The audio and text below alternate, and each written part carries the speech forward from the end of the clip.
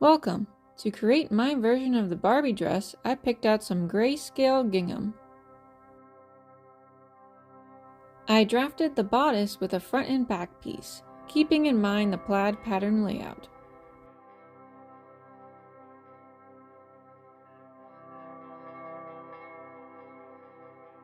I then made a mock-up out of paper towels and adjusted the pattern as so.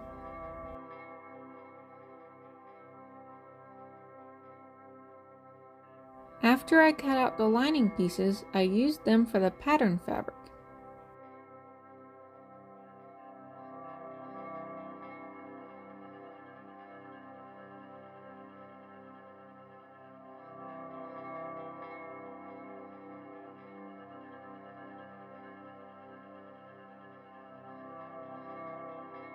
I proceeded to sew the darts and then iron them to face outward.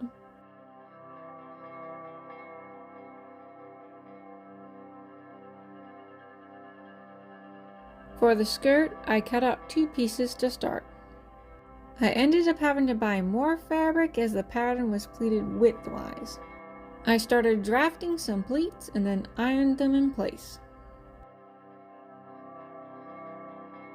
To keep the pleats in the waist area straight, I sewed down a few inches where the pleats were joined. I then machine basted along the top to secure. For the underside, I used a ladder stitch to join the pleats. In order to fit around my waist, I needed 7 pleats in total. I cut out 2 extra segments to join the front and back skirt pieces. They were to be connected on the fold at the lower end of the pleats. That way, the seams would be more hidden. Oh my goodness, I just realized I sewed these upside down. After fixing that, I connected the remaining pleats like before. And since I ended up needing 7 pleats instead of 6, I realized I needed a back zipper and not a side one. I had wanted the zipper to sit where an outside pleat would hide it. So yeah, I had to recut and sew the entire back of the bodice again. Then I sewed the lining and bodice front and back pieces together. Using pinking shears, I trimmed down the sides to prevent unnecessary fraying. For the straps, I cut out 2 strips that lined up with the plaid. Since I wanted them narrower than 1 block width, I sewed a little bit more on one side. Then I turned them right sides out and ironed. I pinned the top of the bodice right sides together and flat-lined it with the straps inside. I carefully sewed the front side first and adjusted the strap area where needed. At the arm area, I basted separately and then continued on.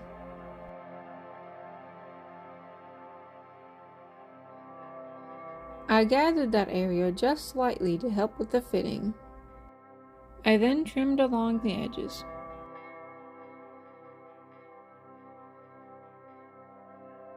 I understitched the neckline to keep it flat. To do so, I sewed on the lining with the seam folded underneath it. That way, the stitches are hidden. I did the same for the back sides and ironed everything out. The shoulders will be sewn in later for the final fitting. Now to create the casing in the skirt for the zipper. I sewed coordinating strips 6 inches long either side. I cut a slit down the center and snipped on the right and left bottom. Then I sewed folded fabric at the base and folded all 3 ends over the slit. I sewed all over again to secure in place.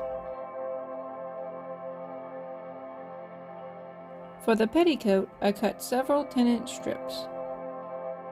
Using a ruffling foot, I gently gathered those strips. I sewed 2 on the edge of the first tier, draping on either side. I then repeated on each of those, forming 4 ruffles on the 3rd tier. I rolled hemmed all of it, which did take a while. The second and third tiers all had to be sewn together separately. To keep the bodice layers in place, I sewed along the edge. I hand basted the skirt to get an idea of how it would lay.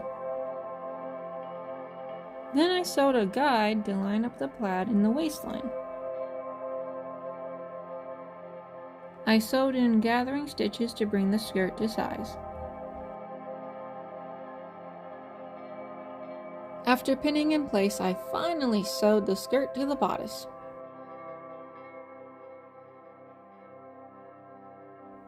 I wanted the petticoat to be attached to the skirt, so I sewed it to the excess skirt fabric. I then used more ladder stitching to join the zipper and the petticoat pieces. I pinned and machine sewed the zipper only to the bodice pieces. The skirt part of the zipper was hand sewed because of the bulk. After cutting the hem to the desired length, I stitched it, folding a 1-inch hem and then a 2-inch. That way it stays nice and crisp. For the final touch, I gathered some lace and hand sewed it to the petticoat. I placed it so it peeks out from underneath the skirt.